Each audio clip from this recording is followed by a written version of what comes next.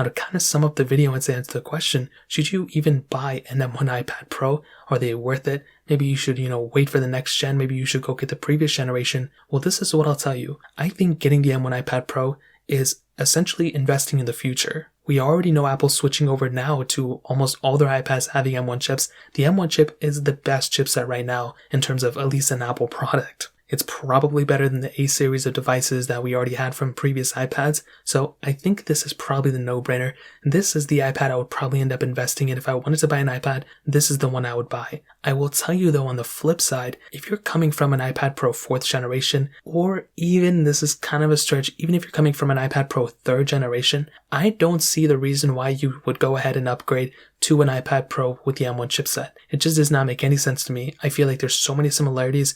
Visually, they look almost exactly the same, unless you're getting that 12.9-inch iPad Pro with the M1 chip and it's crazy with a Super Retina XDR, display. I think unless you're getting that one, I think you're really not going to see too many crazy improvements just yet going from the iPad Pro 3rd gen or 4th gen to the M1 iPad Pro. The bigger differences are going to be things in like longevity, how long the iPad lasts in terms of software, battery life, maybe a little bit of an improvement on the M1 iPad Pro. Even the RAM is going to be a big improvement, but the camera is one of those things that's probably the biggest improvement out of all these things. I think once we come later down the line, that's when we're going to see, more of these improvements and more of these changes. But I think if you have all the money in the world and get the M1 iPad Pro, it's a solid machine. But if you're coming from one of the two previous iPad Pros, the iPad Pro 4 or iPad Pro 3, I would probably recommend staying there. I probably wouldn't recommend buying the M1 iPad Pro at that point, but either or, that's pretty much it. Like I mentioned, if you want to pick up either one of these, links will be down in the description. Hit the like button, that would mean so much, but definitely hit that subscribe button. Every single subscriber that we get really does count, so it means so much if you guys can hit that. Also check out the other links down in the description as well. More importantly than everything else, I love every single one of you guys.